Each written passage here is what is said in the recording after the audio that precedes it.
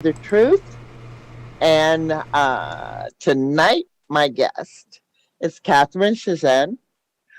She has a bachelor's in history from UCLA and is an independent scholar who has studied the Shakespeare authorship question since 1985. So this is not something that she just jumped on board. She has edited letters and poems of Edward, Earl of Oxford, contributed to Contested Year in 2016, and has written several articles in Oxfordian publications. And she's going to also tell us about the Shakespeare Oxford Fellowship Conference in October. Welcome, Catherine. Thank you, Ramona. Great to be here. Nice to meet you, finally. And this is her book, everyone. And I suggest if you are a Shakespeare person, English literature major, I suggest you go out and take a look at this, and especially you thespians out there. There's a lot to learn about Mr. William. And let's get started, because I want to know, when did the questions first come up regarding this mystery? Yes, the first books started coming out in the mid 1800s. It was, people were pointing to Francis Bacon as the great author. And the main reason was because he had such incredible education. He was a lawyer, he was a diplomat, he knew all the sciences and wrote a huge body of work. It was very learned. And so they naturally thought, gee, this could be a match. Because as far as we know, the attributed author, the man born in Stratford-on-Avon in 1564, we don't have any knowledge of his education. And why did they assume it was him? Because there's like no personal notes, nothing. So where did they get that it was him? That it was the Stratford man. Right. Yes. Well, we can jump into that right now, and it's all because of this book with that famous face. Oh, the opening pages. They call it the first folio because of the large size, and first because there were 4 total that were published over a number of years. And this is the complete, not the complete, but a collection of 36 Shakespeare plays.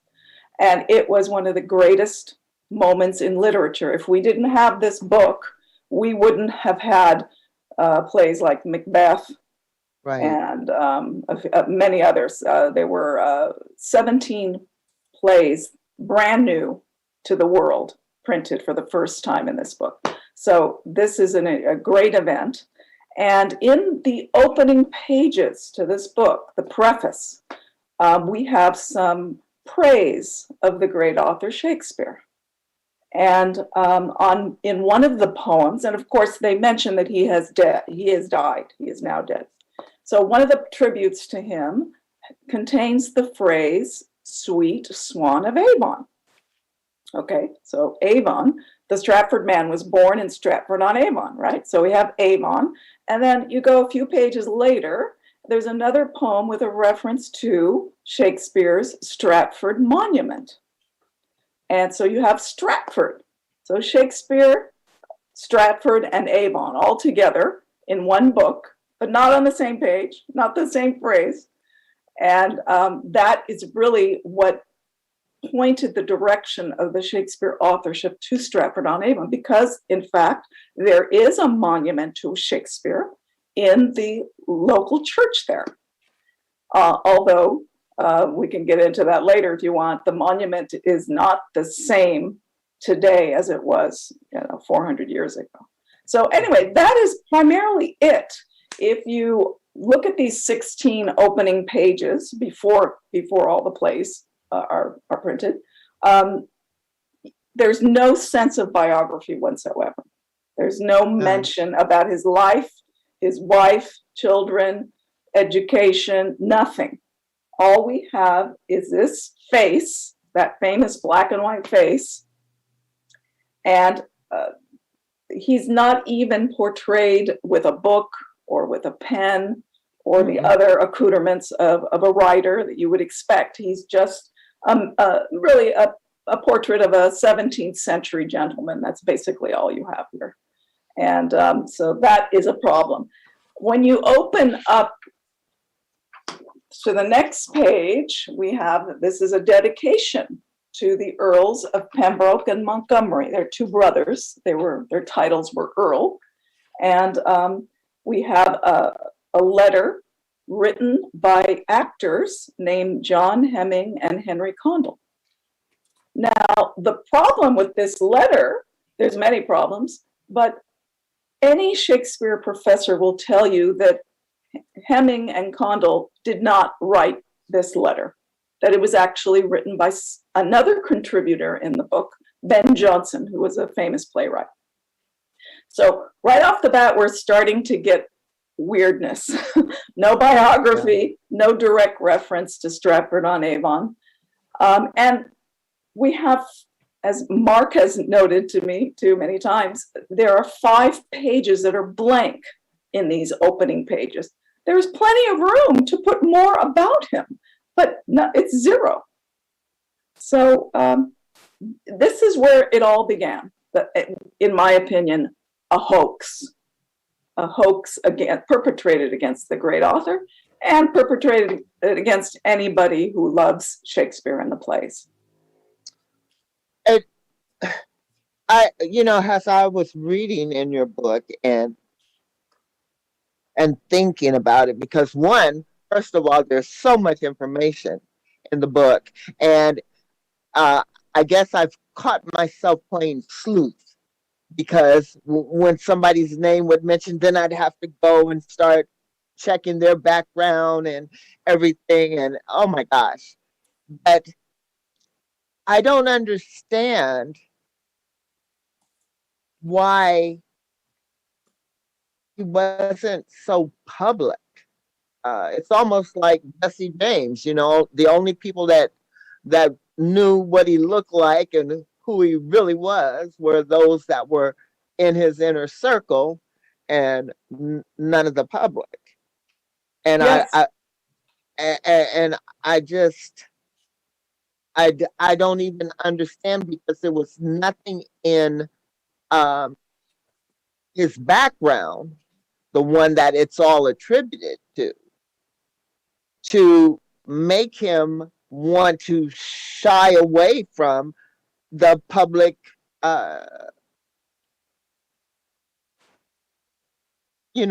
just being out there and getting the accolades and stuff. It's just boggles my mind. Yes, he's curiously absent. Yes. Anywhere you would expect to find him. Now, back then, writers of the period, they would talk about each other in their little pamphlets and their works. Right. They would make references, but they never claimed to have known or met Shakespeare while he was alive. They never claimed that. We have no evidence of his schooling. We have no letters in his handwriting. We don't have any diaries. I mean, we have such a thing with many other people of that same period. They exist in libraries today, right? And most oddly of all, when he died, the Stratford man, in 1616, no one said a word about it. None of his fellow poets and playwrights, nobody said a word. So that is, again, very unusual for the period. Almost every other writer of some renown, somebody would mention their passing. Like, for example, Francis Bacon. Beaumont. No, actually, I really meant to say another writer of the period, Spenser, Edmund Spenser. In 1599, when he died, there were many tributes within a year of his life. And not only that, he was buried in Westminster Abbey, which was a great honor for anyone to be buried in. And he was given all these accolades. We even have a write-up in a history book of his funeral and what the poets did. They threw their pens into his grave. Wow. As a gesture. We don't have any such anecdote or history about the recognized back then greatest one of all, the greatest poet and an author. So this is all very, very strange. And if you added up the cumulative evidence, it all points to the idea, this big zero, means the name was someone's pen name, William Shakespeare. And in about half the time the name was printed, it had a hyphen between shake and spear, indicating like a movement, an action, a descriptive action. Actually, spear shaking in this period would be a reference to jousting, which was an old medieval sport that they revived during this period, the Elizabethan period. And many people, usually they were nobility, you had to be very rich to be in a jousting match because of the costume, the armor, the horses, everything. And Shakespeare could be a reference to him being a jouster. So all this adds up to the idea of a pen name. And I believe the pen name was the Earl of Oxford's pen name. And the problem is that there was someone born with the name William Shakespeare in Stratford-on-Avon, and he was involved in the theater. So the two got mixed somehow. In my opinion, it was purposeful. Mm-hmm. And that's the last couple chapters of my book. I try to explain why and how this happened. But it's time to bring these facts to light so we can all try and get at the truth. To one of history's, Western civilization's one of the greatest artists. Wow, and you think about it, that was in 1600s, early 1600s, as a matter of fact, and here we are in 2021. So we're talking 400 years of deception. There's no other term to describe it. Yes. And it just, okay, why? I mean, there were other writers, playwrights or whatever, were they looked down upon, or was it something that lesser people were involved in? What would be the reason for the anonymity of it? Yes, that's a great question. As I mentioned, I believe that the great author was a nobleman, the Earl of Oxford. And back then, if you were someone of that high status who was involved in literature, poetry, the theater, that was considered kind of something frivolous. It was something that somebody with a high position like that shouldn't be involved with. And if you were kind of, looked down upon by your peers. So it was something that the great author actually, he didn't want people to know during his lifetime. That may have contributed also to the general silence.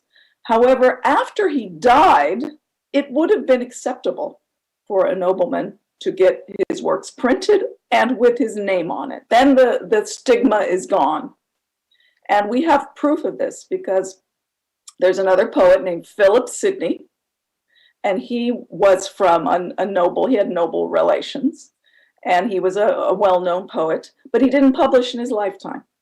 But after he died, about 5 years later, his own sister, who was a countess, she printed his works, and she even put her name on it as well, So it was perfectly acceptable at that point. But for some reason, some important reason, the Earl of Oxford did not get this credit. And I think it had to do with perhaps politics or maybe satirizations of important people, because the Earl of Oxford the true author, he was one of the, favorites of Queen Elizabeth I and her court. And I think in a few cases, it's been acknowledged that a few Shakespeare characters were being lampooned in them. And, that could have been a reason, and there could have been other reasons as well. If you'd like, we can get into that at some point. But yeah. Catherine, Yes. You just mentioned you think the real author was a nobleman, and we are kind of getting into Sonnet 125. But before we jump into any of the sonnets, what are the differences between the plays and the sonnets, and what's the importance of the sonnets for your theories? Yeah, the Shakespeare plays, there's about 40, maybe even more than that. And of course, these are fictions, but the sonnets, which was published in 1609, there are 154 poems, 14 lines each, of iambic pentameter. And they're really the great author's personal ruminations and his thoughts about life, about his loves. He had great love and respect for a young man. Today we call him the fair youth. And he also was deeply, deeply smitten by the dark lady of the sonnets. He describes her as someone with dark hair and eyes. So we today call her the dark lady. And so within these sonnets, he really tells us a lot about himself. In a few of them, he mentions, really, he reveals he's a nobleman. You have to read them carefully. Also that he's a little bit older, kind of nearing death. And also he even alludes to having a pen name. Like, for example, in Sonnet 72, my name be buried where my body is, and live no more, to shame nor me nor you. So he's saying his name is not going to live on after he dies. And so that's a very curious statement. But in the same breath, he says that the fair youth, the young man that he loves, that his name would live on. So how is that possible if he's referring, to the name William Shakespeare? That name has lived on. My point is, his name really hasn't lived on because not his real name. His real name was Edward de Vere, the 17th Earl of Oxford, and William Shakespeare is his pen name. So he's telling us in this sonnet and a few others that it really is a pen name. And as you mentioned in Sonnet 125, he really kind of lets drop that he was a nobleman. If you want to show that picture. Okay, Harold. There's the Lady Anne Russell's wedding. Yes, and the lady in the under the canopy is Queen Elizabeth I, right? And you have all these courtiers that are holding it.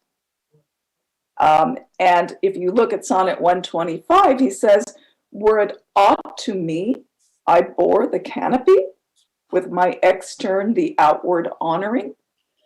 So bearing the canopy was just what Mark showed us, holding those poles that are holding up this canopy over the queen. Now, back in this period, for somebody to do that, they have to be someone who has a title at least, or somebody who is an important person would have that privilege. And yet the tone of this sonnet was, did it mean anything to me that I held the canopy? Like, that just doesn't make sense if we're talking about the Stratford man, who was someone of humble origins from a small town with no title, nothing. It would be the greatest honor of his life to have been one of those men holding those poles.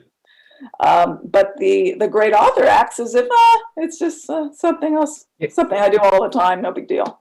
You don't see the village blacksmith in there with all the guys with the ruffles and the nice suits and the ruffs around their necks. Just that one sonnet 125 just really seems to indicate that the only person who would be doing that is or would have been a nobleman. Yes, it's a total disconnect between the author who's writing in the first person about himself and the person born in Stratford-on-Avon. So, and he also uses the term gracious to describe himself. He says in Sonnet 62, "Methinks no face so gracious is as mine." And gracious was a term in the Shakespeare plays used to describe nobility and the royalty of the period. That's who it was, that's what that term describes. It's not like so much today where we think somebody is being very kind and honorable. Gracious, it was more of a reference to nobility.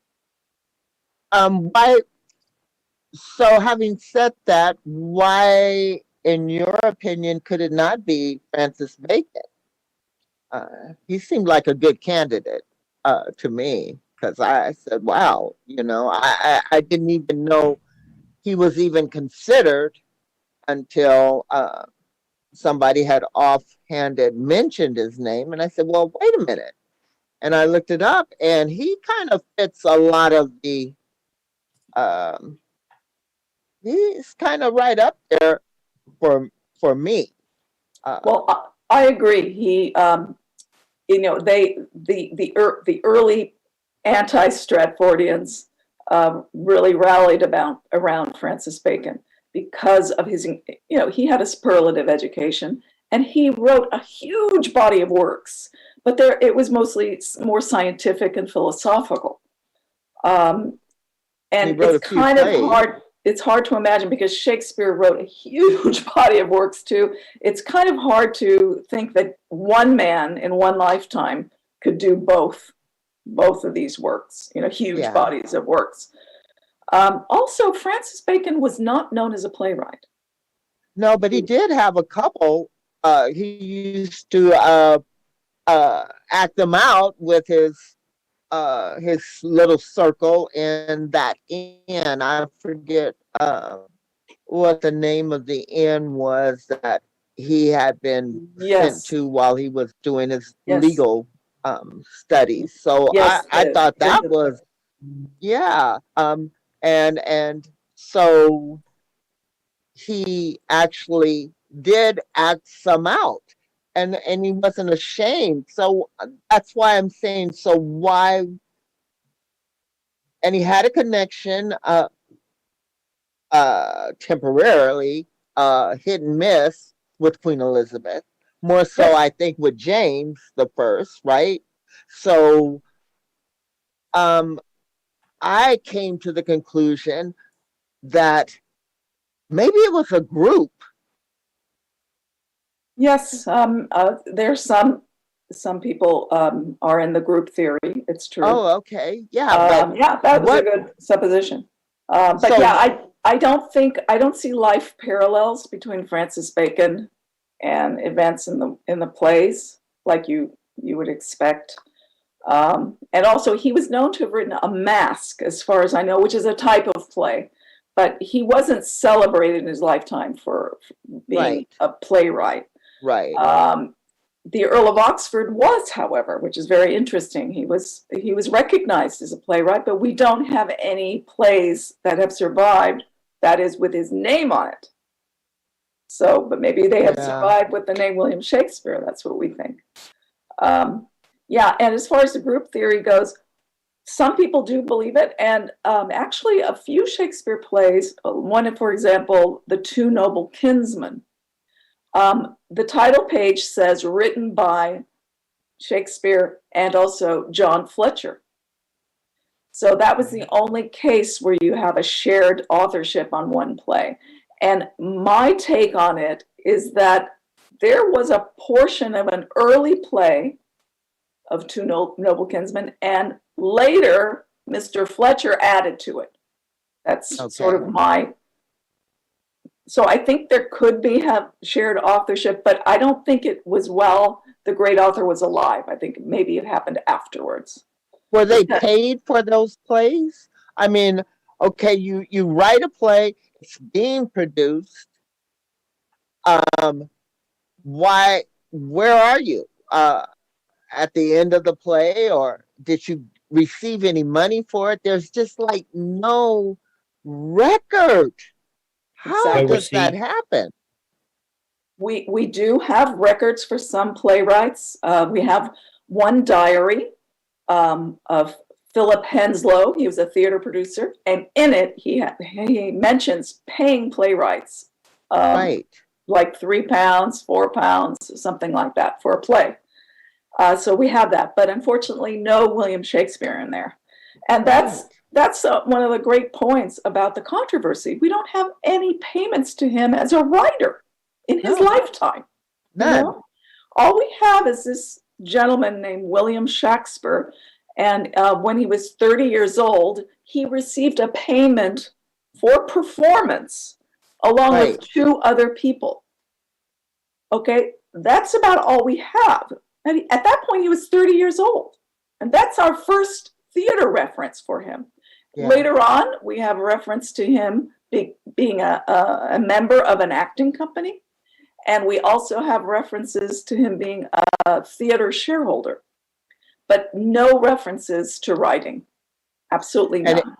And in the book you mentioned, sort of at that time, there were 2 William Shakespeares, right?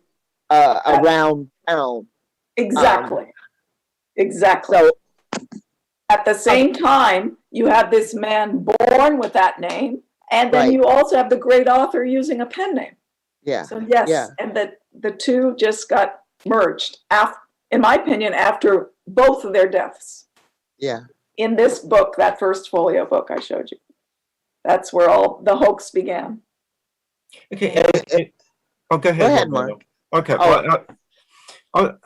Yeah, Catherine, you bring up the great author was disgraced, and the traditional biography of Shakespeare shows that he was busted for deer poaching at Charlotte Park. Did that incident, like being like doing stupid stuff, like kids do at 12, 13, did that follow him throughout his life, or is this disgraced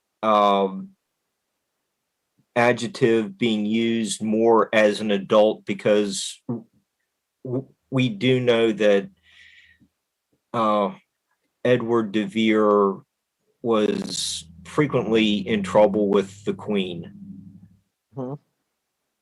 Yes, I think that the legend of deer poaching and the Stratford men, maybe it's true, but I don't think that that's what the great author was referring to. I think he's referring to like a wounded name, perhaps being involved in the theater, which was considered somewhat déclassé back then.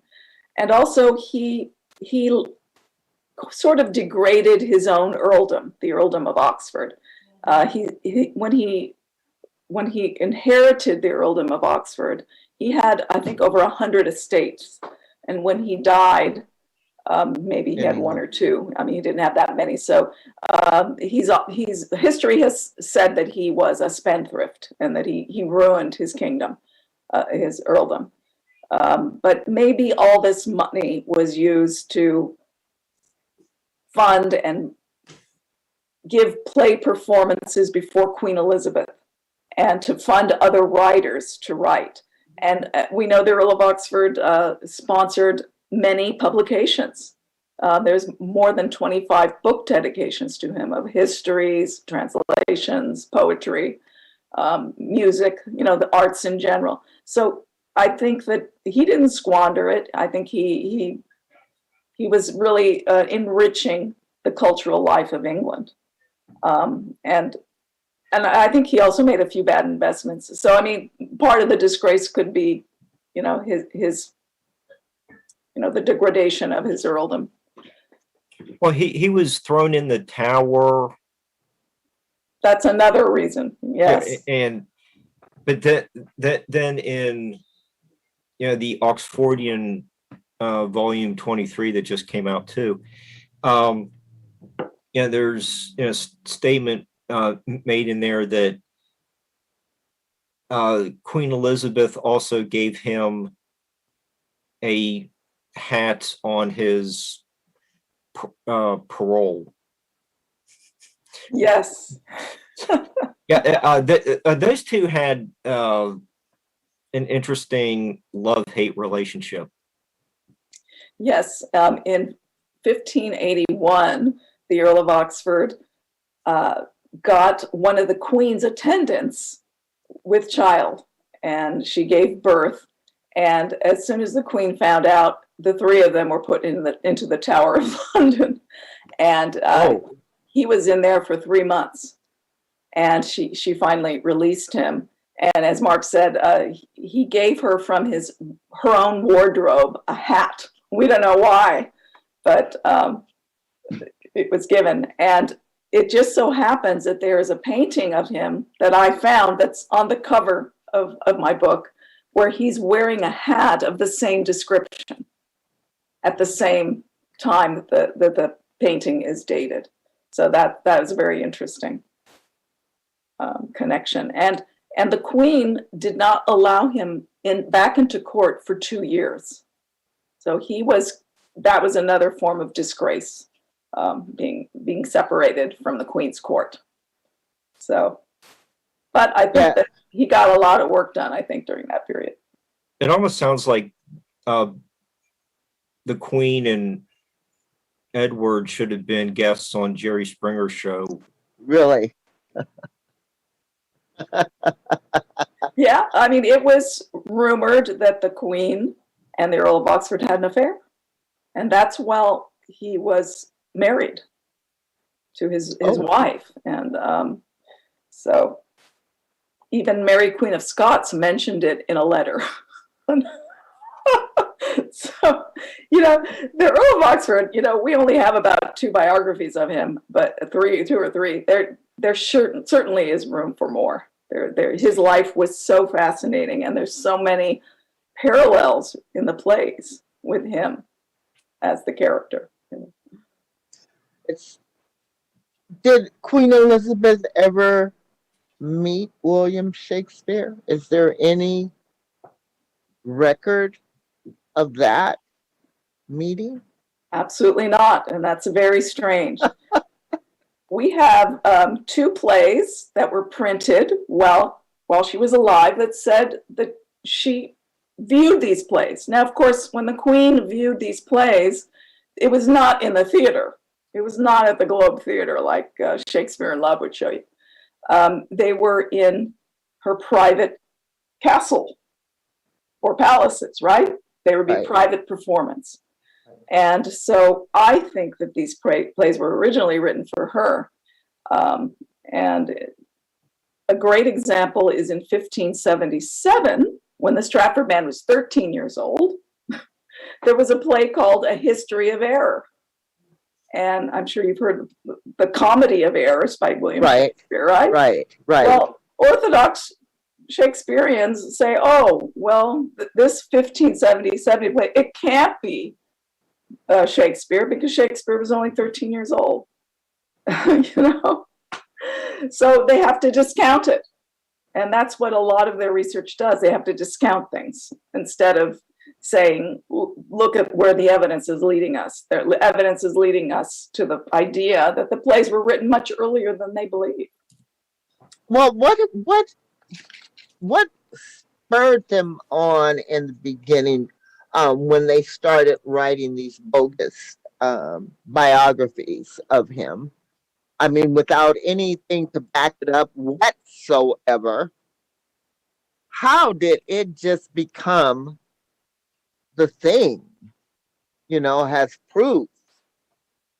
Yeah, it's just been, the lies put out by the first folio book. And then not too long later, a couple decades later, there was not much theater put on because of the civil wars in England. So I think, as time passed, people forgot. And also, there's a very intriguing phrase in 1640.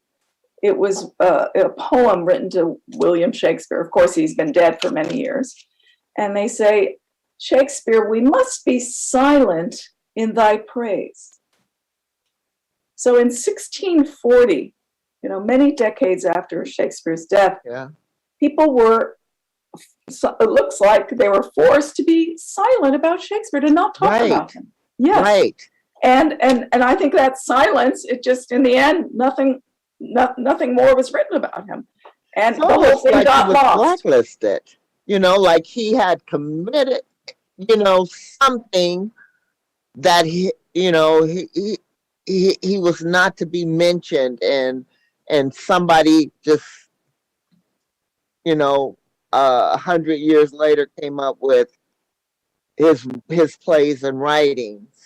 But the man and the history itself, it's almost like it really was erased off, and they had to come up with something to sell the plays, I guess.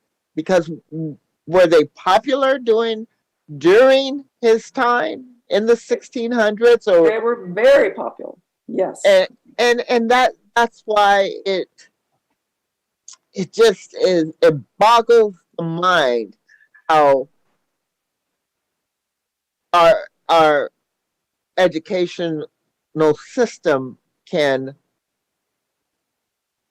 go forth for hundreds of years with a lie. Exactly. I think, well, they say, you say a lie long enough, and you say it so many times, it becomes the truth. Yeah. And I think that's what's happened.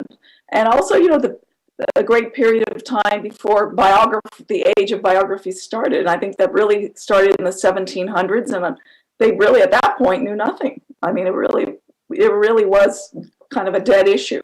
And then the people started, trying to get more. We have researchers scouring the area of Stratford-on-Avon for books or manuscripts. They couldn't find anything. They were bankrupt. And it's just so unusual. And it's the wrong spot. That's why they're coming up with nothing. And once we acknowledge that there's a problem here, that there is reason to doubt, then we're going to get lots of new research, in my opinion, with open-minded people. And we're going to find all sorts of things. Maybe we'll even uncover the Shakespeare play manuscripts, which not even one page survives to this day. Exactly. Yeah. Exactly. I was thinking for the beer, I mean, any errors or anything you would think also would come across something. And even in that situation, there was nothing. You would think if he and Elizabeth were lovers, that somebody would find something to connect. And what this all does, what you have brought to my sensibilities, is the fact that, oh my God, I mean, what can we trust going back when you start teaching things that happened so many hundreds years ago? Where's the proof? We just assuming, I mean, like, everybody in my class and the classes before me, studying Shakespeare, and I was in acting, and it was just, it was just something that you just accepted. And then Yes, when you try to write about the man, there's not really much on yes. him. In fact, Mark Twain, which was a pen Right. name for Samuel Clemens, he said he wrote a book about this in 1909 called "Is Shakespeare Dead?" This was before the Earl of Oxford was known.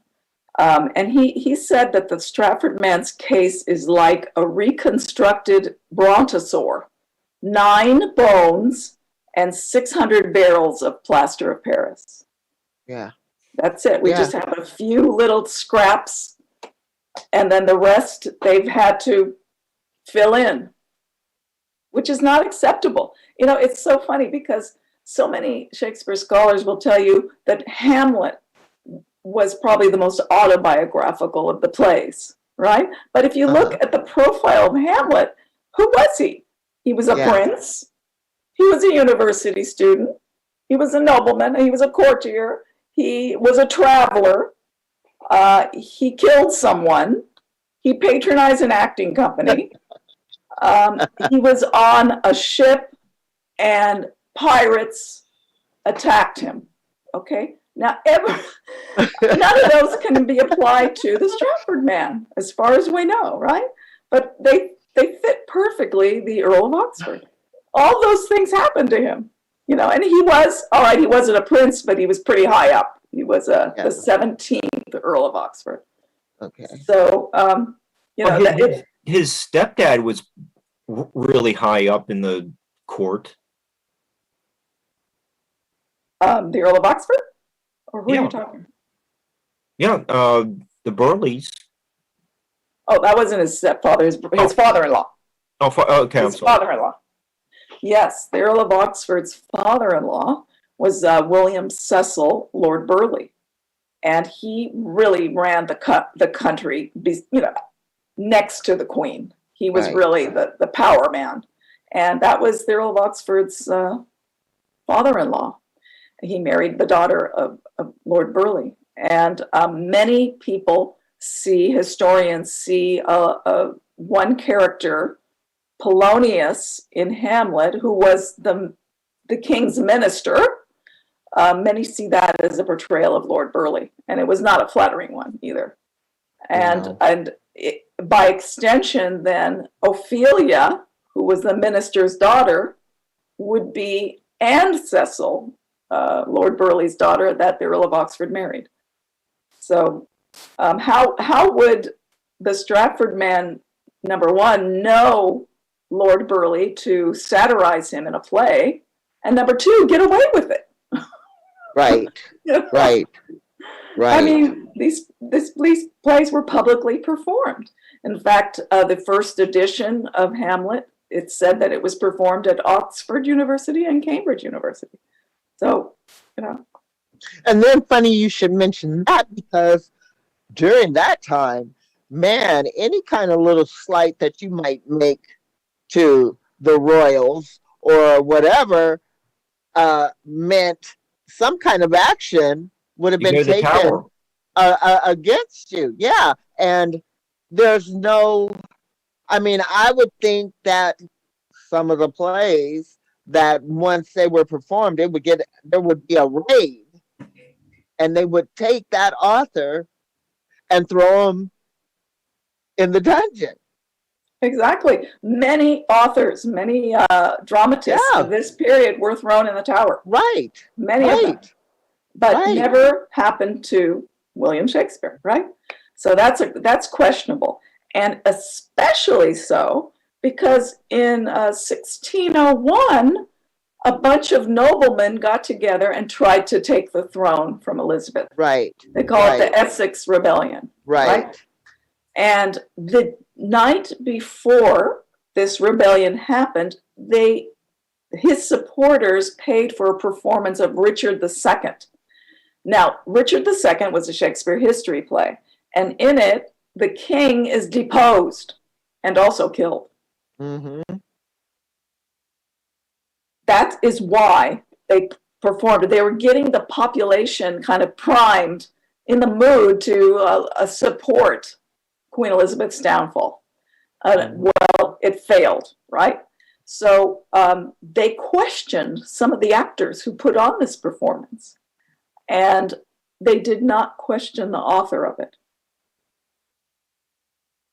And that's odd. Raises your eyebrows. And he should have been thrown in prison, if he was the author of this play, There would be some kind of stink in the newspapers or something, Exactly. Nobody, nothing. So, and also, it's very interesting to note that the Earl of Oxford received £1,000 per year from the Queen. So it raises a lot of questions. Why? And in the record of this, it said that he didn't have to make any accounting of what he does with the money. So was it just her being friendly, or was she paying him for compensation for entertaining her all those years with, in my opinion, the Shakespeare plays? Right. And also to improve his station, because as I mentioned, he had to sell so many of his properties and estates. Right. So, because he was always add all this up, and it really, really points to him being the author. Wow. That's just, it kind of makes me angry, in a way, because you think, dang, is there anything, that you can trust? Because 400 years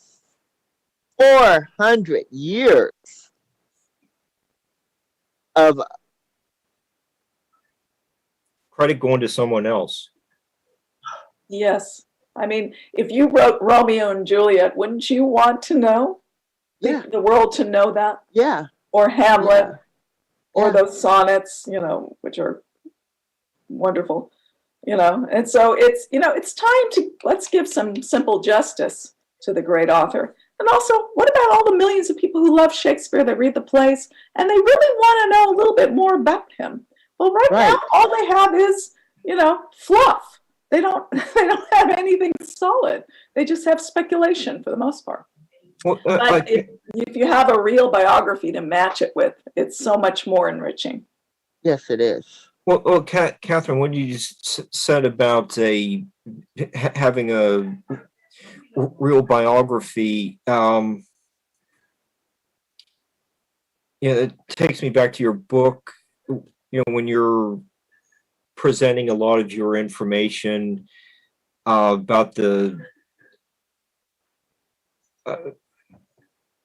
new personality profile of the real author that emerges from the sonnets.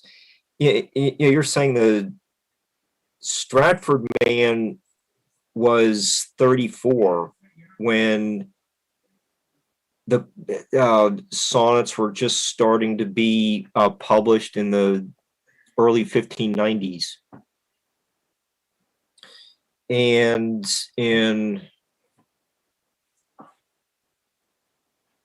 it seems like Shakespeare is just coming out of those lost years, and like all of a sudden he just kind of hits the big time based on just like showing up. But the founder of your movement, the Shakespeare Oxford Fellowship,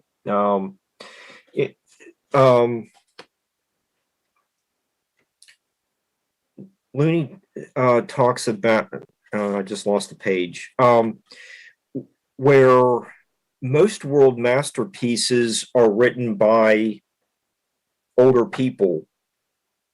70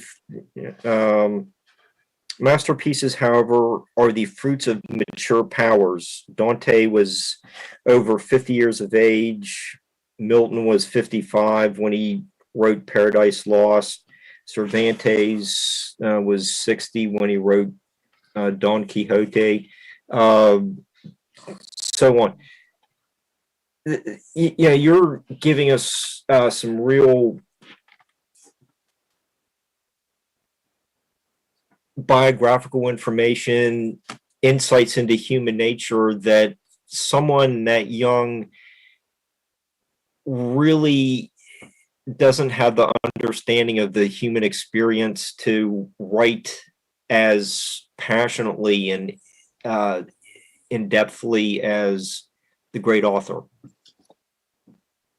Yes, well, the great author had to have been a child prodigy from day one. I mean, it must have been recognized.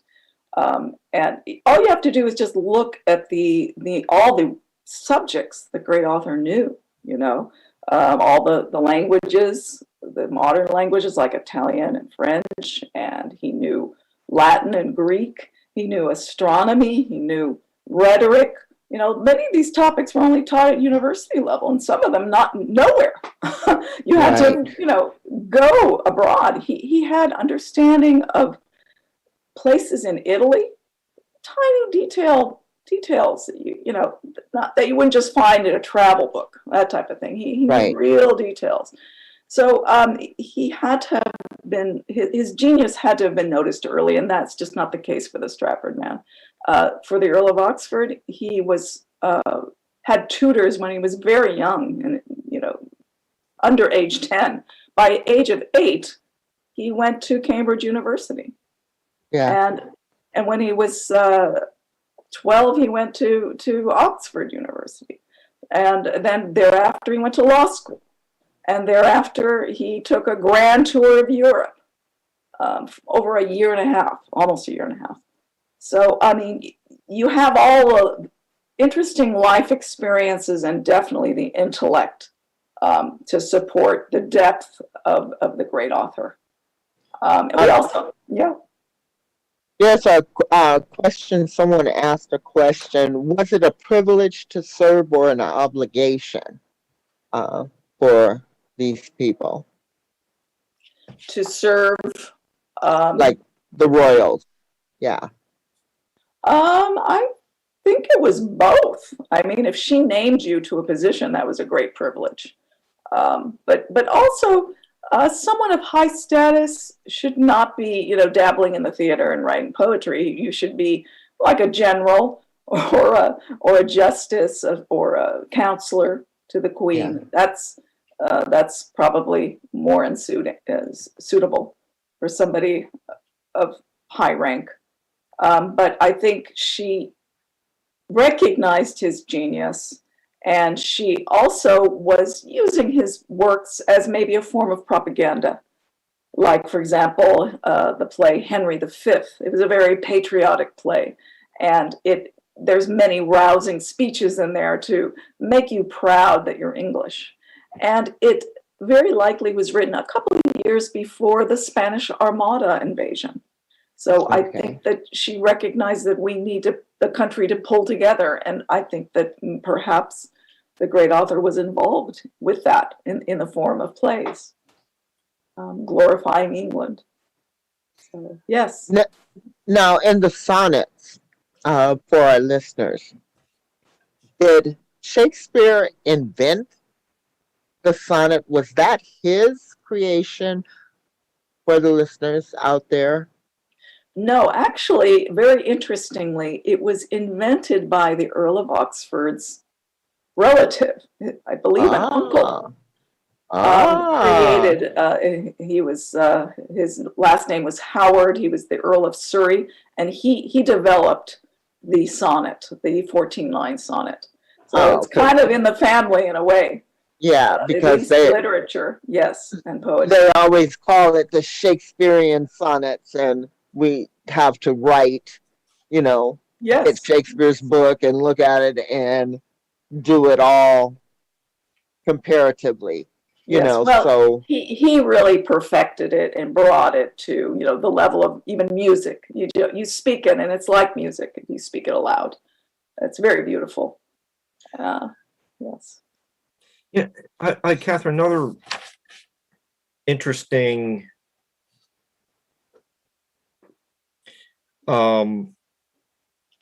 profile from Shakespeare Identified.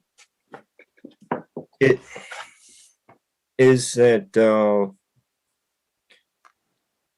Looney writes, and so far as that mysteriousness is concerned, which we attributed to Shakespeare, it must be admitted that the sudden non-appearance of work from such a pen as that of De Vere's is as mysterious as the subsequent appearance of the Shakespeare poems and dramas. He's saying that Oxford was writing, then all of a sudden everything just came to abrupt end, then all of a sudden Shakespeare appears. Yes. That just is just more of the mystery of this fascinating literary detective drama that we're involved in. Yeah, it's a great point. We have a lot of early poems written by the Earl of Oxford that were actually printed, not like a whole book, but in different anthologies. We would find sometimes 5 or 6 poems written by the Earl of Oxford, and he also wrote under other pseudonyms, like a Latin pseudonym.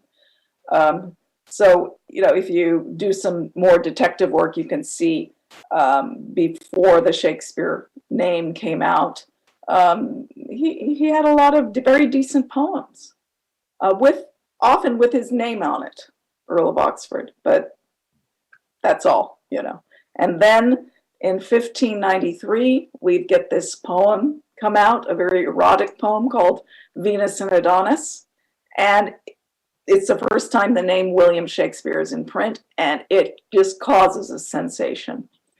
The book is reprinted many times, and other writers are imitating it because it was so influential, so wonderful. And I think it must have been very gratifying for him to see this type of reaction to one of his great works, even though he didn't have his actual name on it. Yeah, and Catherine, since you just mentioned Venus and Adonis, we have to get into Titian's painting. So if you already mentioned that Edward did travel around the continent, and Shakespeare never left England.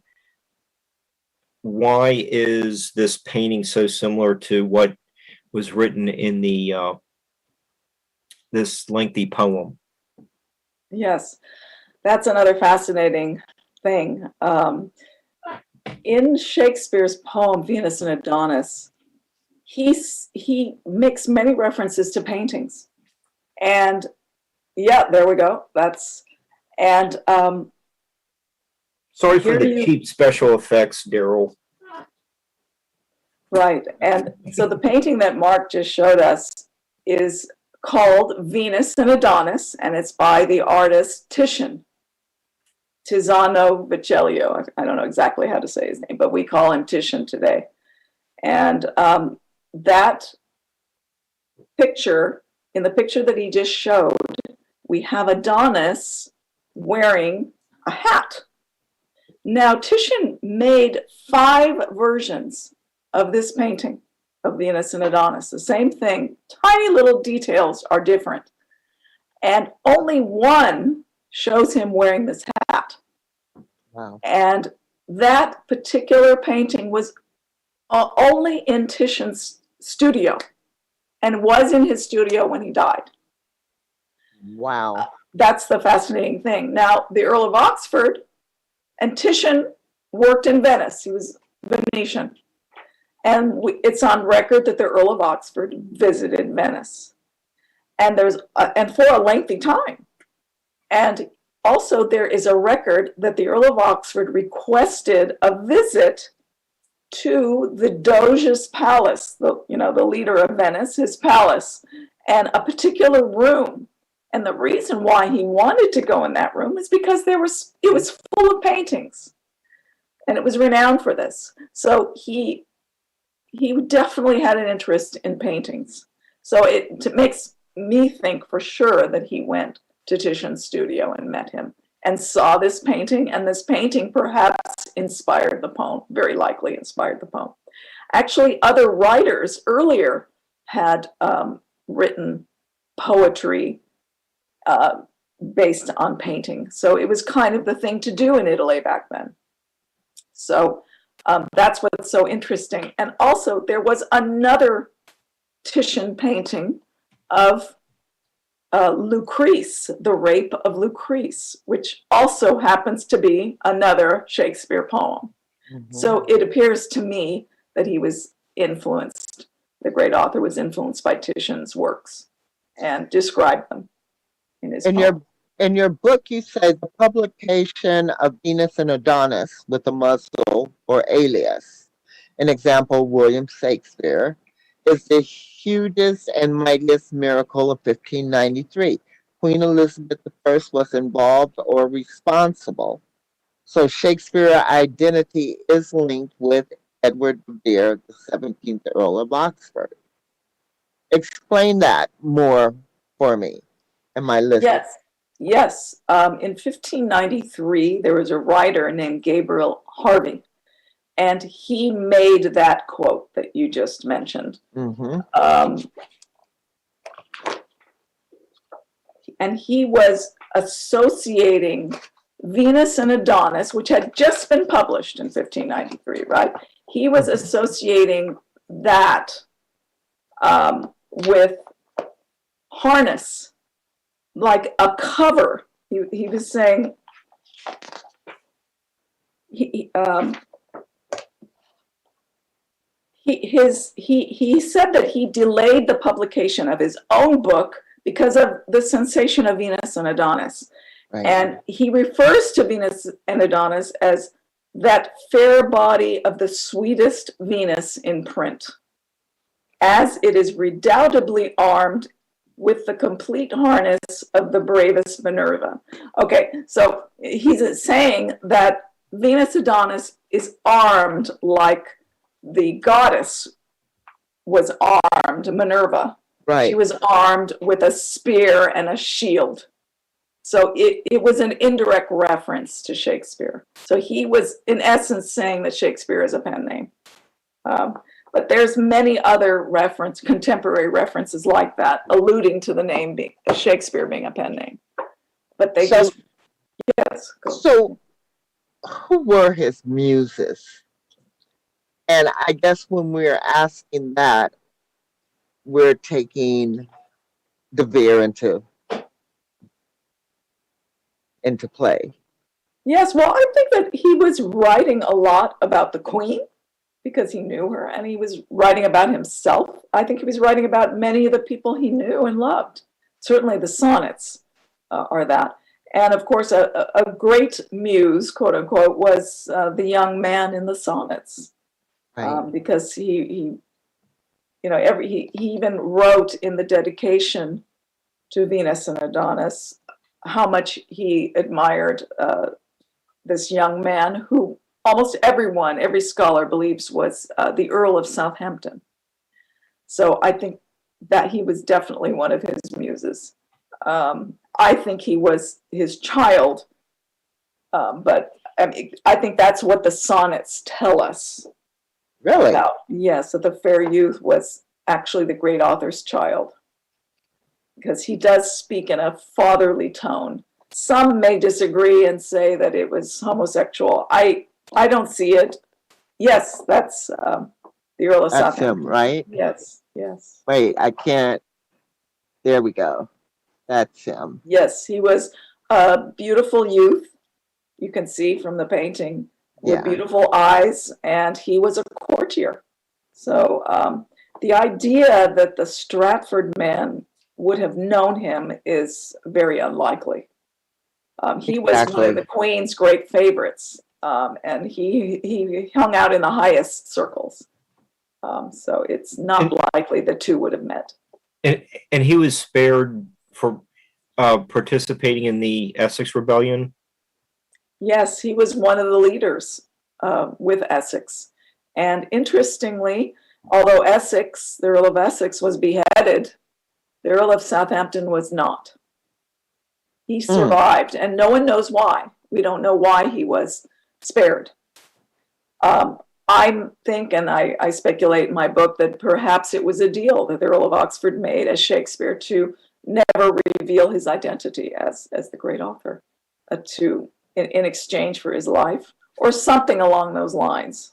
I mean, we'll never know. It's never going to be written down, but it could be.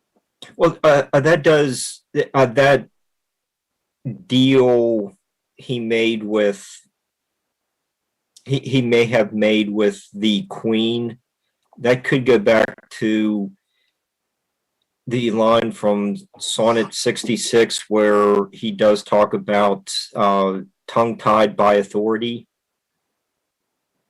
Yes. Yeah, that's a very good point. Yeah, because he was lucky.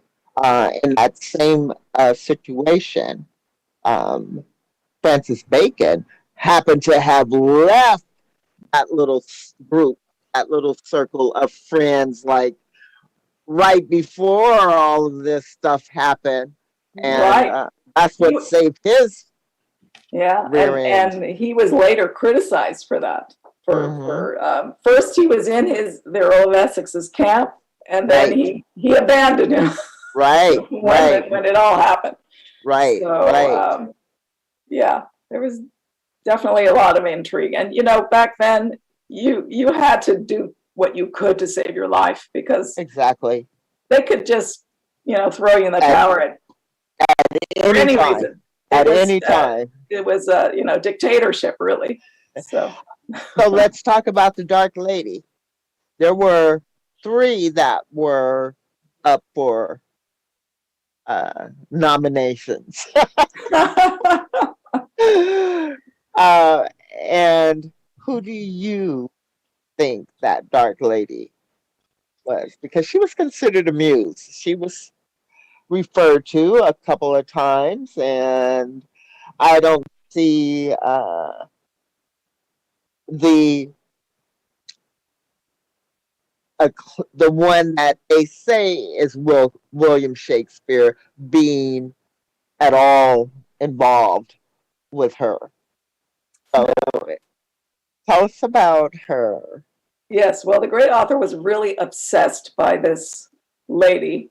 And he makes it very clear it's a very strong sexual relationship and attraction that he had for her. And who was she? I think if the Earl of Oxford is the great author, then it had to have been a lady named Anne Vavasor, who was one of the Queen Elizabeth's attendants. Yeah. And she was one who we mentioned earlier. He impregnated, and they had a child together. But she's the one? She's the one. And the baby was in the tower too, as well as her. Wow. Yeah. And you can see her dark hair and dark eyes. Right. So it's very likely that she was the Dark Lady. Although even within our movement, there's some controversy of who she really was. I think it's very clear it was her, because there weren't a lot of dark ladies in England back then, but she was one of them. And you were saying, I didn't want to interrupt, but I just think this is interesting that you believe that the Dark Lady, his mistress, had an affair with the fair youth. Yes, that's very juicy. Yes. Yeah, so the great author loved and respected the fair youth, but in the meantime, him and the Dark Lady were having an affair, and he mentions this in the sonnets. So the sonnets are really a good read. I mean, it may take time to get used to, the language, back then, but it's really very interesting. And, he went to the tower because of her. He was exiled because of her, but I think that he really still loved her. Unfortunately, the Queen forced him to go back to his wife. So, but he still would see her. And we know this because members of her family, some men, would have fights in the street with the Earl of Oxford's men. So something was still going on after he went back to his wife. So, and this type of thing recalls Romeo and Juliet, doesn't it? Yeah, it does. I was just thinking that the Capulets and the Montagues. Yeah. So, just in play after play and in the sonnets, you can just see these life parallels with the Earl of Oxford, and it's very compelling. And this lady, the Anne of Avenzoar, she was something. She, after the Earl of Oxford was kaput with their relationship, she went on to another courtier, and she lived with him. He was married at the time. She had a child by him. I mean, she was really quite a number. Well, who was the woman at the tavern or the bar? Like, I was reading when I was doing the research of all these people that were brought up that there was another woman that ran a tavern or something like that. That was, some of the camps say it was her, then some say it was this woman we just spoke of, and then others say the queen. So, yeah, I've heard something like that about the tavern, a lady in a tavern. But I honestly I don't know about that. I think it's based on the Stratford man being the great author. So okay. I don't know. I don't know. Okay. That. Yeah. Okay. Well, I'm good because I'm more and more on the side of De Vere being the one. I just think that's just such a shame that he couldn't come out of the closet and accept the fame that here it is. We're still doing Shakespeare's plays. Who else can you say that for? 400 years later. I mean, whose plays are being still performed? Just this guy. So, and he knew it. If you read the sonnets, he knows it. He knows his works are going to live forever. But he also, at the same breath, knew that his name would not survive them. So it appears he knew this was going to happen. But my guess is he thought that the pen name would live on. I don't think he anticipated them putting the Stratford man in his place. I think that really was diabolical. That was really unfair. Yeah. If they didn't put that face in the folio, which is not a portrait of the Earl of Oxford, we don't know who it is or what it is. I think that over time, people would have accepted that this name was a pen name. But because there was a face and a monument in Stratford-on-Avon, that was it. It was enough. And posterity just hasn't looked back. But like you say, it really gets you. It does. You want the great author to get the credit. And even writers of the period felt that way too after he died. There's a couple examples in my book where, let the world know. If you don't let the world know now, he'll be lost to obscurity. And they were right. Yeah. They were right. Yeah. That's what I try to, point out in the book, because these references are rarely noted in traditional Shakespeare biographies. They just ignore them.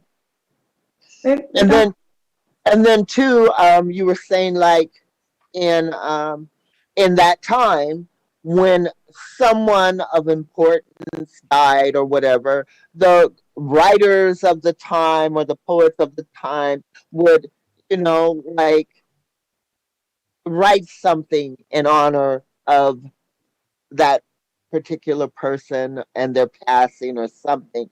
And there's nothing from William Shakespeare. Like, for example, when Ben Jonson died, he was a very famous playwright. He lived after Shakespeare.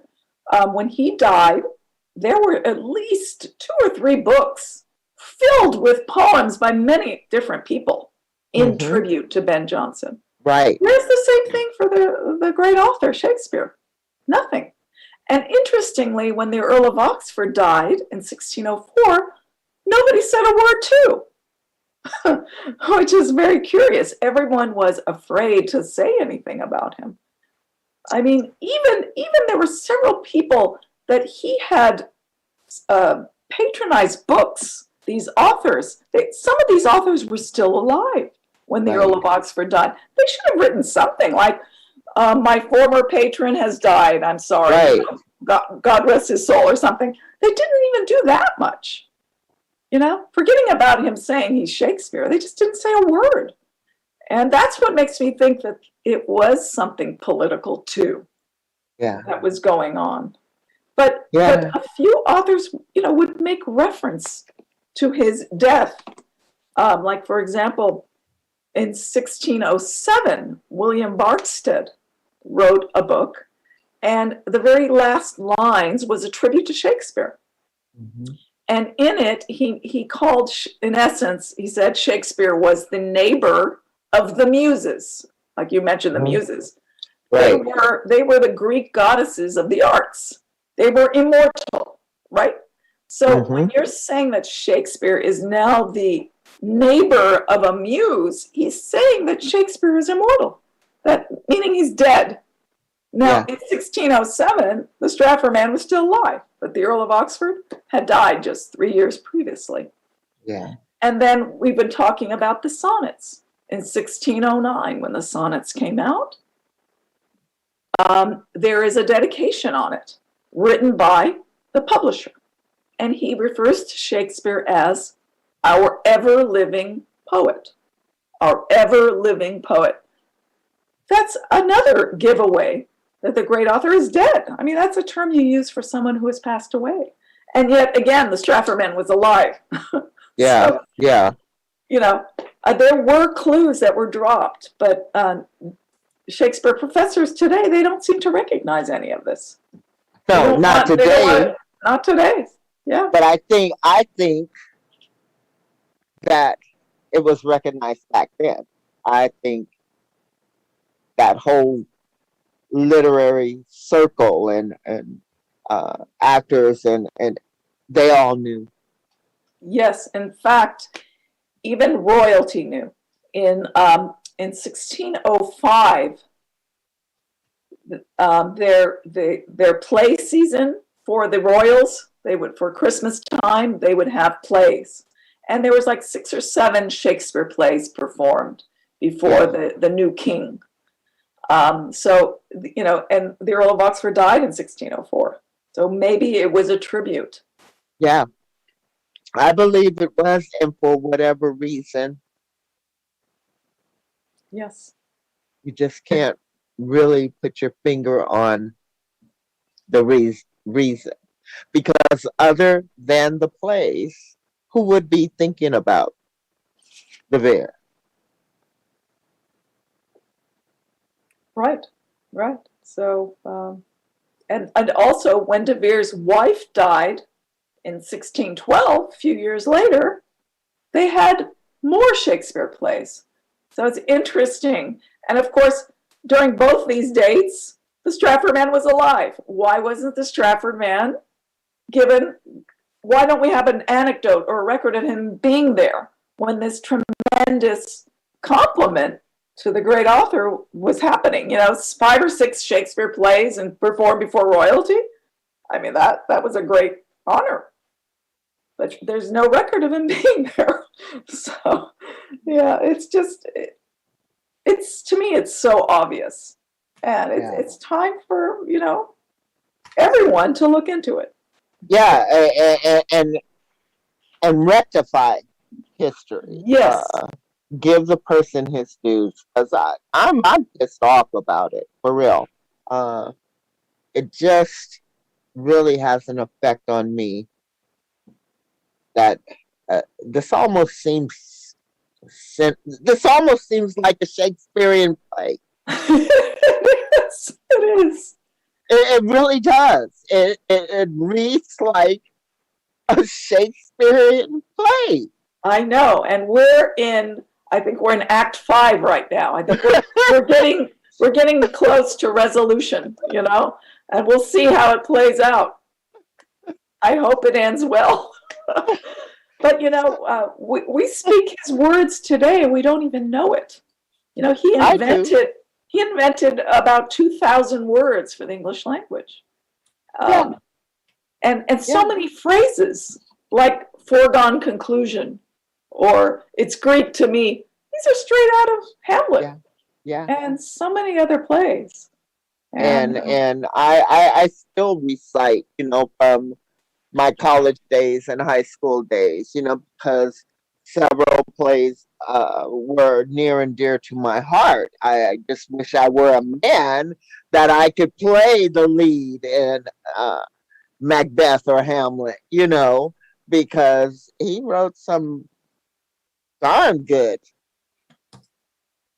and male roles. And controversial. Yeah. Yes, like Othello. Yeah. Showing interracial marriage. I mean, who did that back then? Yeah. And what about in Merchant of Venice? Talking about a Jew being discriminated against, Right. and vice versa.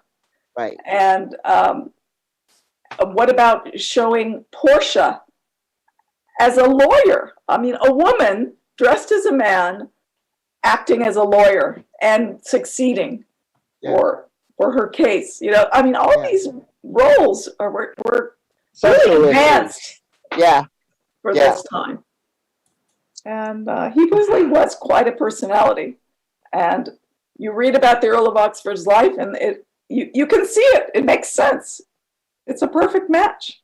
Yeah. So, tell us about the Shakespeare Oxford Fellowship Conference in October that's coming up. Yes. October 8th and 9th, we're going to have a video conference and several speakers. I'm one of them, and it's free. Anyone can go to ShakespeareOxfordFellowship.org and register, and you can be among the many who are going to watch. And I'm going to give a paper about a painting that I think is the Earl of Oxford's sister, Mary. And so that I'm going to give my evidence for that. Oh, wow. And I think there's a lot of other portraits of Oxford out there, and I've kind of been on the lookout for new pictures. And like, for example, the one on my book, I think I found it and attributed to the Earl of Oxford. And I think that once we start seeing more of these images of him, people are going to get more excited and want to know more about him. And his family. We're still looking for one of his father, but I'll find it at some point. Wow.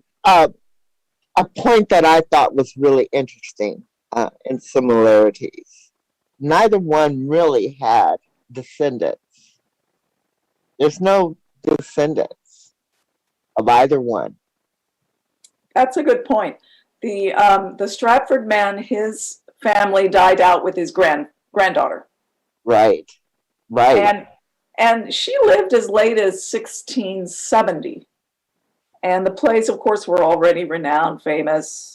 He was a great figure, Shakespeare. But nobody went to the granddaughter and asked her, tell us about your famous grandfather. Exactly. And besides that, the Stratford man's daughters were illiterate, which just totally boggles the mind. How could the greatest author in the universe at the time not allow his daughters to write? And yet you have very literate women in the plays, all the plays. So. God, and I was looking at the Stratford one's handwriting, and it just was atrocious. I mean, like, how could anybody even read the? You can't.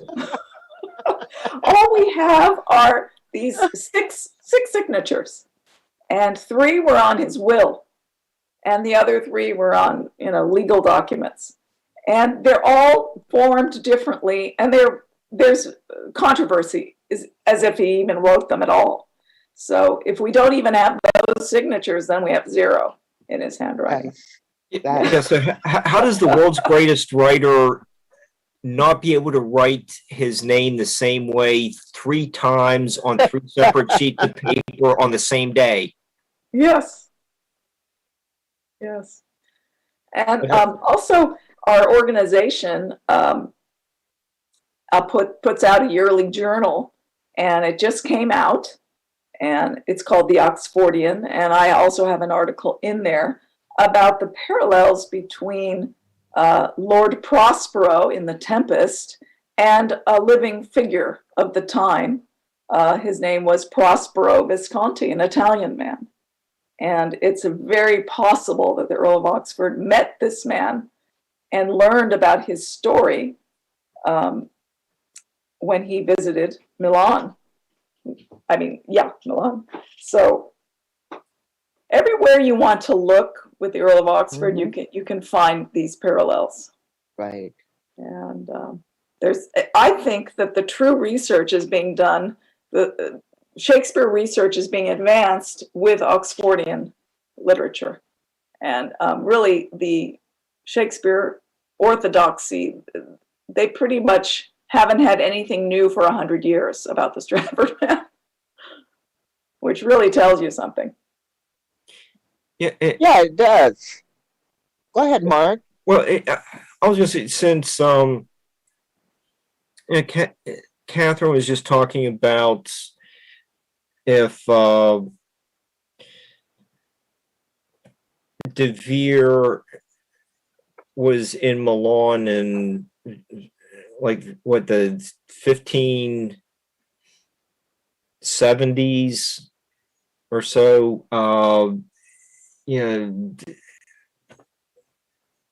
possibly met Titian in Venice. All these dates are 15, 20 years prior to the traditional biography of Shakespeare writing, getting started in his career. So with this difference, and we could also talk about Ramone's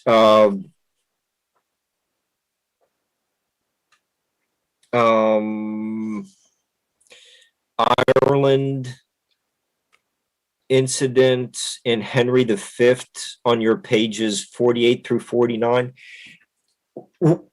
With that, somewhere around a 15 to 20 year difference between De Vere and Shakespeare, that does call into question for us to reevaluate the dates of the plays when Shakespeare was supposedly writing all these plays. Well, yeah, the example you're talking about is, were now the general of our gracious empress, as in good time he may, from Ireland coming, bringing rebellion broached on his sword. This is from Henry V. Rebellion broached on his sword. So many people believe this is a reference to the Earl of Essex, who was sent to Ireland to, control the Irish and have, in war or what have you. And it doesn't quite fit, actually, the Earl of Essex, because he had a colossal failure there. He came back in disgrace. He just ran back to the Queen when he wasn't even told to come back. So he really got in trouble for that. But around 15 years earlier, there was another Earl who was sent to Ireland, the Earl of Desmond. And he successfully put down a rebellion there in Ireland. And he brought the head back on a sword and gave it to Queen Elizabeth. And, that perfectly describes rebellion broached on a sword. And this was discovered by Ramon Jimenez, who recently wrote a book too. And it's perfect. It fits perfectly, but it doesn't fit for 1599. It fits for the 1580s. So again, this is another interesting historical reference in the works, in the plays. I'm looking. There are so many similarities of the Earl of Oxford to things in the plays. And the Merchant of Venice, Yes. the 3,000 ducats, and how, in the play, Antonio the Merchant, he borrows 3,000 from Shylock, and he helped finances Bassanio's wooing of Portia. And in real life, Oxford borrowed 3,000 pounds from a money lender named Michael Locke. Yes. Locke to finance a voyage seeking the Northwest Passage to India. And come on. And he lost it.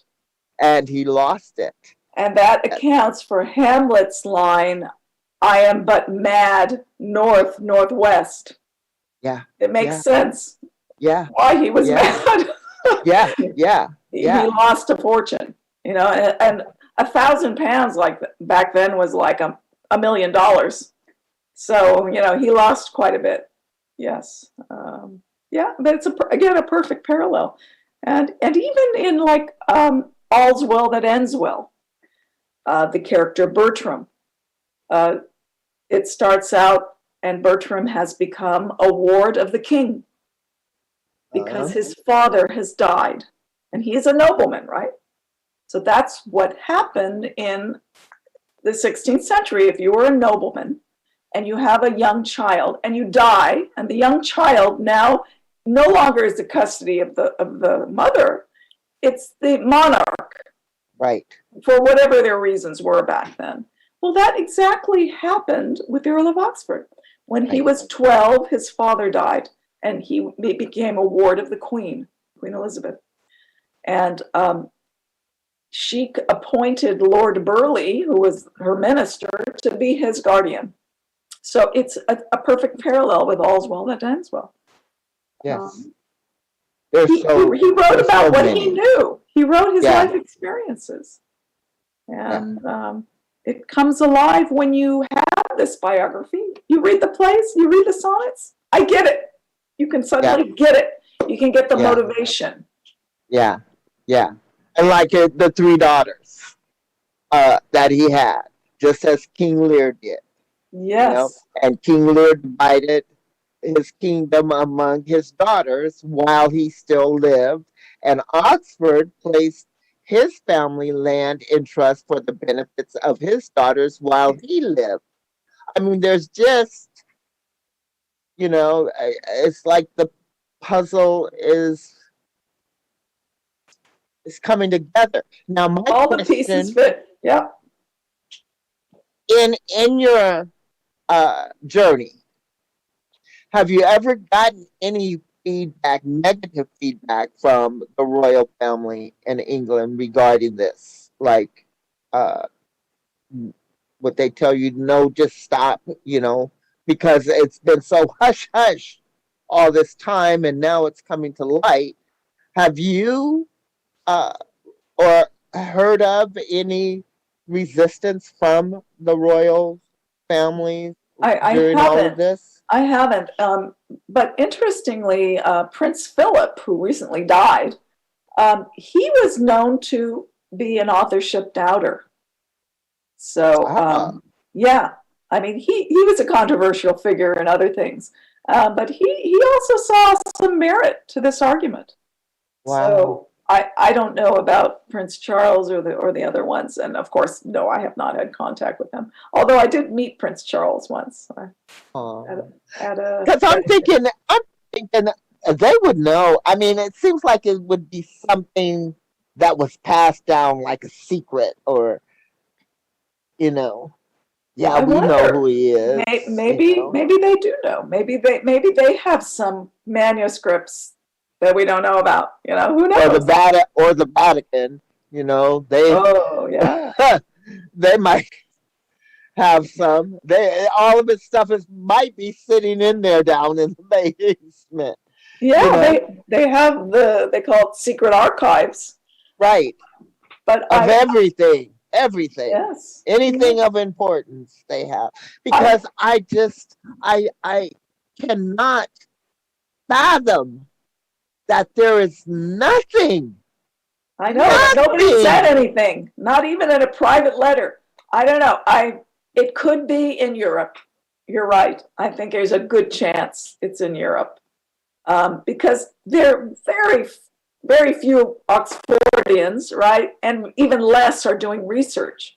So, if we get the world to accept this notion, then there's going to be all sorts of research going on all over the world, and they may come up with things. That's what I'm hoping, anyway. Yeah, To really have smoking gun proof. Right now, we just have a pile of circumstantial evidence in our favor. yeah. Of course, the Stratford man has nothing. All he has is after he died evidence. He doesn't have lifetime evidence like the Earl of Oxford. So I'm hoping one day it may, something might be found. But we have to start looking in the right direction, right? That's right. And you have to get it out there because, I mean, when Mark told me about you, I remember hearing, the doubt back in, I think, the end of the 80s, that there was commotion going on. Yeah, there was But this great documentary. Yes. and then of course the movie Shakespeare in Love, and there was another movie, and when you see things like that, you go to research, but it wasn't fulfilling what you found. Yes. It just was empty. Well, lately there's another organization called the Shakespeare Authorship Coalition, and they're at doubtaboutwill.org. That's a great place for your listeners to go to. You can read about the authorship there, and they put together a declaration of reasonable doubt. So you can read this declaration and you can sign it too. And you can see who else has signed it. People who say, yes, it is reasonable to doubt that the Stratford man is the great author. And you can see all the famous people in the past who doubted as well. And they put out, a few years ago, they put out a reward of £40,000 and they directed it to the Shakespeare Birthplace Trust in England, saying, we'll give you this amount of money if you can, in essence, prove the Stratford man was the great author. And they did. They didn't accept the challenge, which is very, very telling. Wow. Well, So that's doubtaboutwill.org. Yes. Yeah, I'm putting it in the chat. Yes. And I encourage your listeners to go there, read the declaration, and it really sums up the case very well. And if you like to be one of the signatories. And, because I mean it's like this mystery, like who done it, but there's who did it and why, because like I said, I started reading your book, and every time I come across a name or a situation, then I Google in, and then you get so wrapped up because their lives are fascinating, and you just keep going down, down, and I'm like, gosh, how does she ever even be able to write? Because one road leads you to another road, leads you Totally. to another road, and Totally. oh my God! But it was fun. That's It was why it fun. took me about 7 years to write the book. You know? Yeah, So, because wow, yeah. wow, it's just God. I can't wait to see. Well, I hope in my lifetime that I find out what the conclusion to all of this Yes. is. Me too. Me too. And the other interesting thing about this declaration is, instead of the Shakespeare Trust accepting the reward and proving their case for the Stratford man, instead, they ignored it, said no, and then they wrote a book called Shakespeare Beyond Doubt. And they got a lot of scholars together and they tried to prove, that there's nothing wrong with the Stratford man is the great, everything's fine, and it wasn't that great, wasn't that convincing in my opinion. And so then this Doubt About Will organization shot back with a book called Shakespeare Beyond Doubt with a question mark. So it's been a back and forth. So we'll see what happens in the future, We shall see. Yeah. So, okay, tell them once again about the conference coming up in October because we want to push that on them. And everybody out there listening, it is going to be on Zoom, right? Yes, but you have to register. So Yeah. you go to ShakespeareOxfordFellowship.org and it mentions the conference, and then you click on that and they give you directions on how Yeah. to get on. And it's a 2-day conference. It starts, I believe, the 8th, later in the afternoon, and then all day on Saturday the 9th. And I'm one of several speakers, and with a variety of topics. And I encourage anyone who's interested in this topic to take a look. Wow. And maybe Yeah, all you remember. thespians out there, get the thespians up, get them riled up. Demand the truth, Well, a prominent actor is Mark Rylance, Sir Mark Rylance in England. And he's a big doubter, Shakespeare doubter. And Michael York Yeah. is a well-known actor. He's an Oxfordian. And Sir John Gielgud, he too was a Shakespeare doubter. So Yeah. there's been some very prominent English actors. Yes. Catherine, and Sir Derek Jacobi highly praised your book. Yes. I saw that. Yeah. So he's one too then. And he was in Anonymous as what, well, might as well plug that movie. Yes, in 2011, the motion picture Anonymous, he was in that. And that shows the Earl of Oxford as Shakespeare, Right, and it shows the Stratford man. I think the guy who did the Stratford man was great. It shows him as a separate person. And so that, other parts of the movie may have been a little hard to follow, but it was the very first time to see the Earl of Oxford as he really was, the true Shakespeare. And that was very fascinating and very exciting for someone like me.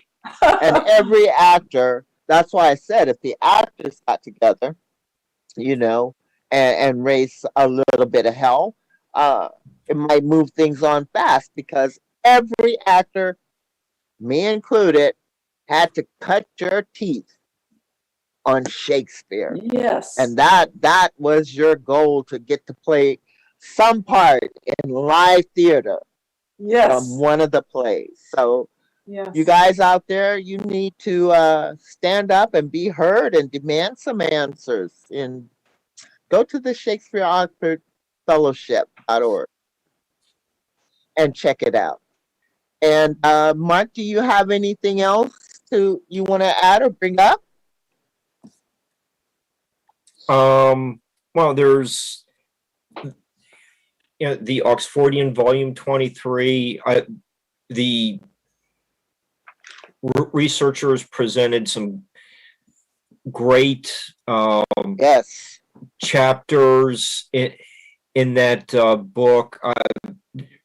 Yeah, this topic isn't just people looking for clues in the plays or sonnets. Your colleagues are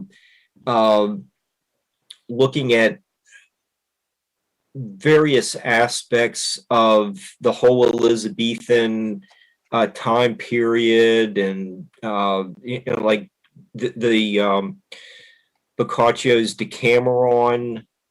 That was a really interesting chapter. The author was discussing how that Italian novel from the 14th century, it was really had a profound influence on the development of the English novel, but was De Vere involved in translating it? That your group is looking onto the continent as well for to put together more information. I was really impressed with that publication, and something else that from Catherine, from your book, that gives us more information about the traditional biography doesn't add up, is how do you have this country bumpkin kind of character who has no education that we can really document, and he's cranking out over what his 20-year writing career, about 40 plays. So that's writing a world masterpiece every 6 months. How was that accomplished? Like Stephen King doesn't even do that. Yes. Well, they're very constricted with the Stratford man's career because, as I mentioned earlier, like the first definite reference we have to him and the theater was he was 30 years old in 1595. So that's about when they have to work a little further back when he started his career, and then they have to fit all these masterpieces in a maybe 25-year period, something like that. But if they would broaden their horizons and say, hey, maybe it's not this guy, you can see that it spanned many decades, that probably the Earl of Oxford started in his early teens, maybe even earlier. I think that Romeo and Juliet may have been a very early play, because in 1562, when he was 12, we have this poem called Romeus and Juliet. And in the opening of Romeus and Juliet, it is written by a guy named Arthur Brooke. And in it, he says that he was inspired by seeing a recent drama of this Wow. topic. Wow. So I think the recent drama that he saw probably was a Shakespeare play, probably a very early version of it, probably maybe not as long as the one we have today. But this gives you hints and clues, and there's a lot of these out there. So it's very gratifying to search them out, and you can do it with the Earl of Oxford, and it just fits like a glove. Wow. Well, Catherine, I think what you said about an hour ago is if you look at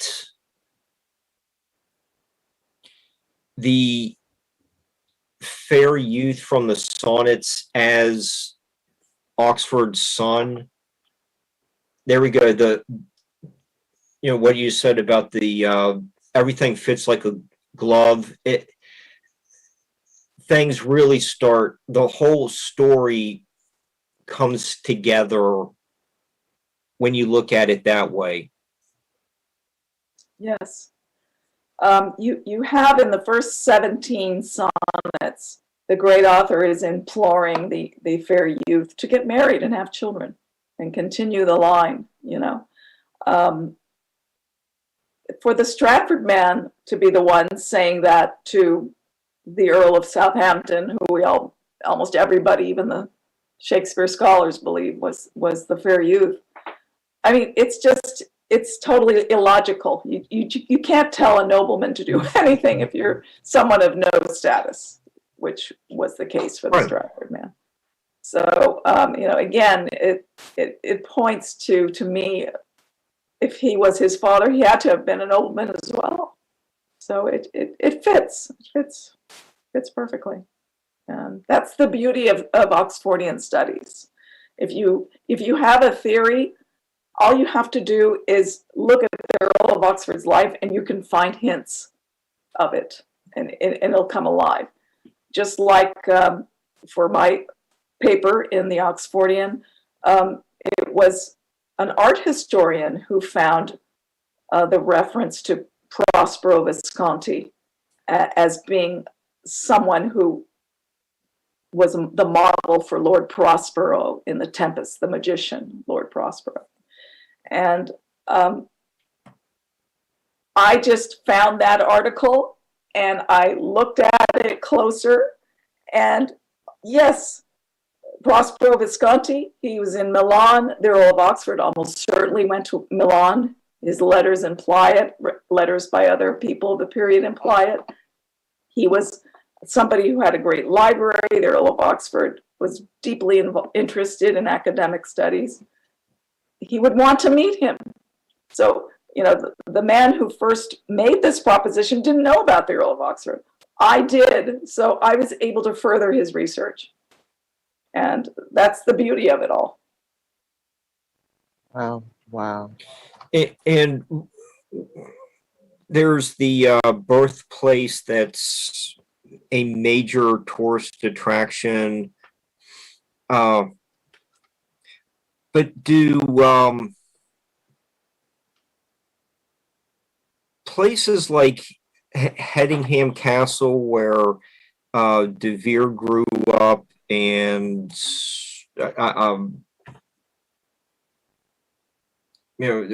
maybe any of the other places associated with like Burley House, is there any type of tour guide that maybe kind of whispers, like the real author was born here or lived part of his life here? You mean Castle Hedingham? Yes. The town. I think the town is definitely aware. The Hedingham Castle is the birthplace of the Earl of Oxford, and they acknowledge that he could be the true Shakespeare. And the town even knows it too. There's a small little village. They're certainly aware of it. But have they any sort of anecdotes or rumors? I couldn't tell you. I don't know. But it's a very sweet town. I've been there. Wow. Any more questions, Mark? No. Oh, sure. I have a lot more questions, but I know we're also running out of time. So I'll just be quiet and let you two wrap up.